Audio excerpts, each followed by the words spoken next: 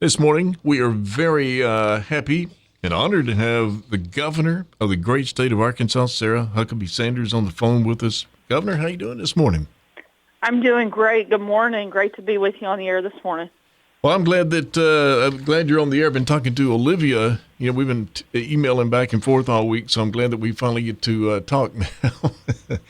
Me too. Nothing like a great way to start your Friday off than morning radio. So thanks for having me on. Well, I agree with that.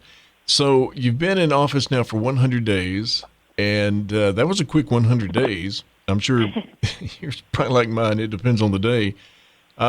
First woman governor of Arkansas, youngest governor in the nation. You're just a baby.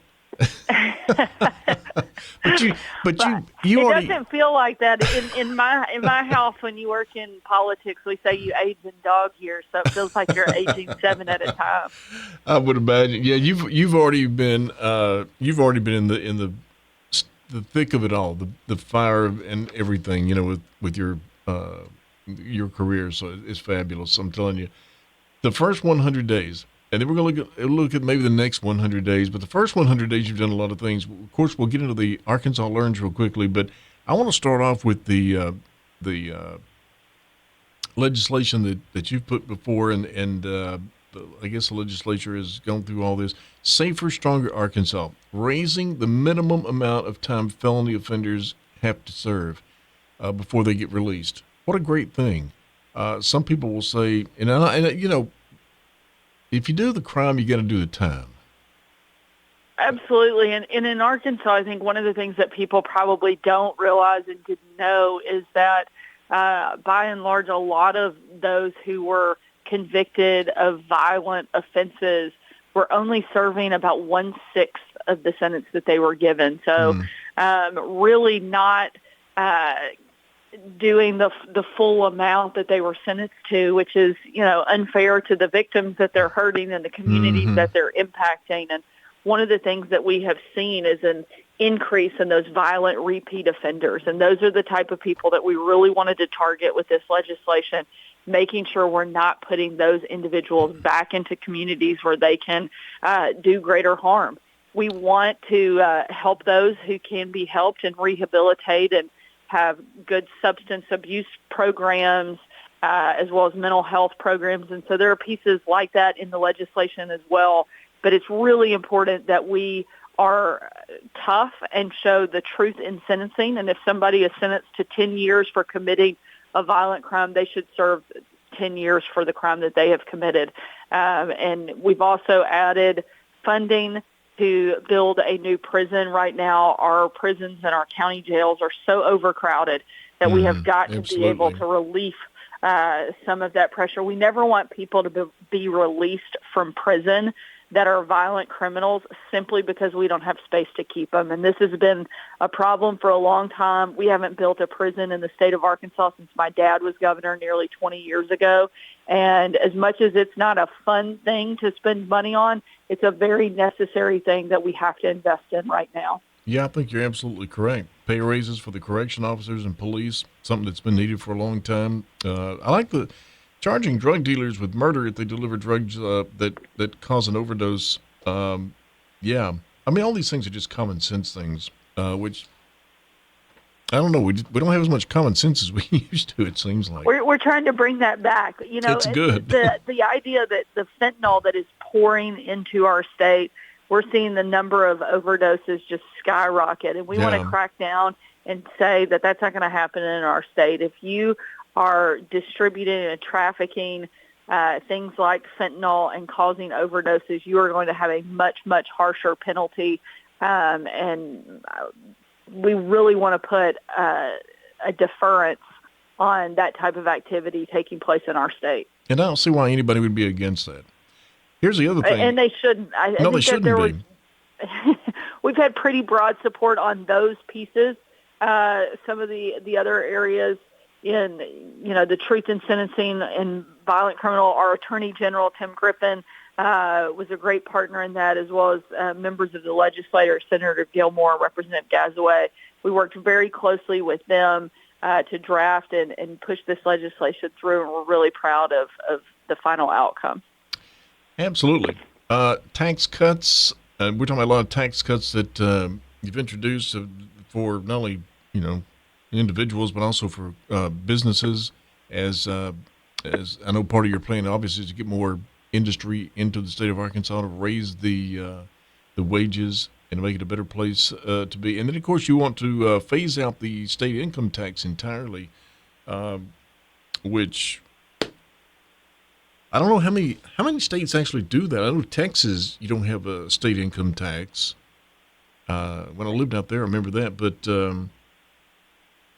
yeah, that would be both Texas and Tennessee, who sit on both sides of Arkansas, do not have a state income tax, and we've seen other states like Missouri and Mississippi, which also border Arkansas, start taking aggressive steps to getting rid of their income tax as well. If we want to remain competitive, we have to level that playing field. And so chipping away at the state income tax and responsibly phasing that out has been a big priority for us. I was proud that we were able to make progress on that front during this legislative session, pushing through about $150 million in tax cuts. And every person that makes over $24,000, $24,300 a year will get more money back in their pocket due to the tax cut that was passed during this session. And we want to continue down that path, growing our economy and passing that money back to the taxpayers and giving them the ability to have more money in their pockets. And I was a little surprised to find out they went into effect this year. So when you find Absolutely. We worked closely with the legislature. Senator Dismang really helped on that front in making sure it was retroactive, so it went into effect immediately. Yeah, that was quick. I know as governor, you hope when you go in there every day that everything just runs smoothly. You hope there's no problems or anything. I mean, but a couple of weeks ago, and it's severe weather season, and another threat went through last night. I know Little Rock lost power, or parts of the state, parts of Little Rock did. The National Weather Service, as a matter of fact, had to transfer control over the state to the Memphis office because they had lost power. So tornado recovery, we know Little Rock, we know wind got hit hard. And I saw where you had the National Guard on call immediately. And how are things going there with recovery in both of those cities? Yeah, we got hit pretty hard and just mass devastation here in central Arkansas from Little Rock, North Little Rock, Sherwood, Jacksonville, even a little bit into Cabot. And then, of course, in Wynne, Arkansas, over in the eastern part of the state, we're all devastated by the tornadoes that came through 3 weeks ago on today. And, that's hard to see your community impacted in that way. But I'm so proud of the way that Arkansans really stepped up and took care of one another.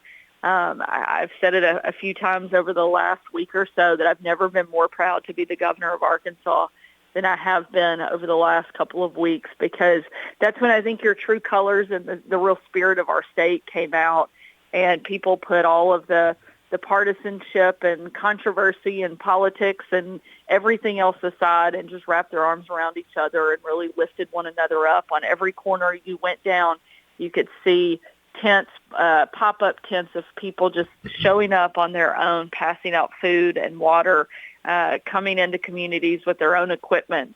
And thankfully in Arkansas, we have a lot of people that have their own chainsaw, and we're able to get out there, start clearing debris. But make no mistake about it, we have a long road ahead, and the recovery process is not going to be an easy or a quick one, but I feel like Arkansas is in a good position to respond and do so in a way that really takes care of our state. And we kind of have operated under the model of people first and paperwork second, and I think it has served our communities well to just really go out and make sure that every individual who needs assistance is getting what they're looking for. I think the worst of times brings out the best in people. There's no doubt about that. Now, we've got there was something else that you have accomplished in your first 100 days, requiring all Arkansans under 18 to get parental permission before opening a social media account. A lot of people don't even know it, but it's a federal law that if you're under 13, you're not supposed to be on the internet where you can do conversations and all that kind of stuff anyway. But you put that in the forefront, protecting children, which that seems to be a big story these days, and a lot of different things that we may not even get into. But this part I think is good for the kids, making sure the parents know what's going on, and parents really need to pay attention to the sites that their kids are getting on. Absolutely. I'm a mom, and I have 3 young kids, and so this one's personal, and no one is saying that an individual cannot have social media. It's simply a protection in place to help empower parents and protect kids, so that anyone under the age of 18 has to have parental permission for a new account. If someone already has a social media account, this is not a retroactive law. This is moving forward, and they have to be based here in the state of Arkansas when they start that account and under the age of 18, and then they have to have parental permission. And again, we're looking for ways that we can protect the young people of our state, and feel like this is another thing and another resource that allows us to do that. And there's nothing wrong with giving the parents authority over their children. I mean, that's another common sense thing. Arkansas Learns. Now, this is raising the starting teacher pay up to $50,000, gives every teacher at least a $2,000 raise covered by the state. Absolutely, yeah. With an additional $10,000 in potential incentives as well for all teachers. And so this is probably one of the pieces that we're incredibly proud of when it comes to the Arkansas Learns legislation, of going from 48th in the country in teacher pay to going to the top 5. And that makes us competitive with every other state out there when it comes to rewarding the hardworking, amazing teachers that we have across the state of Arkansas. We're also empowering parents to make decisions through education freedom accounts where they can decide how and where their kids can best be educated. And we're really, really proud of the comprehensive nature, that we didn't just tinker with the system, that we really flipped it on its head. What we know is that we can't continue with the failed status quo that we have existed on here in the state for so long, and we have to do something different so that the kids in our state all have access to a quality education. Well, all these things are just common sense.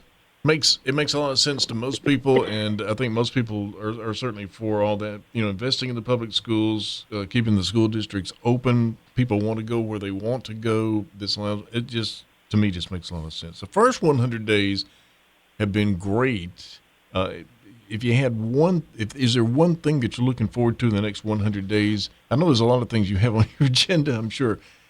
But is there one thing that you're thinking the next 100 days, this is what we're going to do? There's a lot of things that we still have left on our to-do list.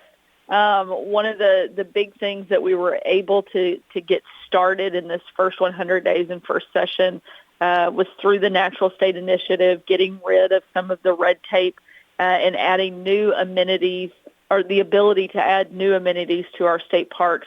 I consider myself to be the chief salesperson for the state of Arkansas, and so I look forward over the next 100 days continuing to sell our state and talk about the great things and the great opportunities that we have right here in our backyard, not just to the people around Arkansas, but frankly, to tell our story around the country and continue to grow our state's economy and help everybody to see the amazing natural resources that we have right here, and hope that everyone will take time over the next 100 days to go out and enjoy one of our beautiful state parks. Yeah, because they are gorgeous. Governor, Olivia tells me we're almost out of time. So now you have children. Do you have any dogs? What kind of dogs do you have? I do. I have one very large golden retriever named Traveler. That for the Arkansas Travelers? It is named after the Arkansas Travelers. Governor, you're so Arkansas. I love it. Today is Bulldogs Are Beautiful Day, and I was hoping you had like a bulldog, and it would just work out perfectly. But that's too Georgia for me, so we stick with the retriever. Absolutely. Well, that's perfect.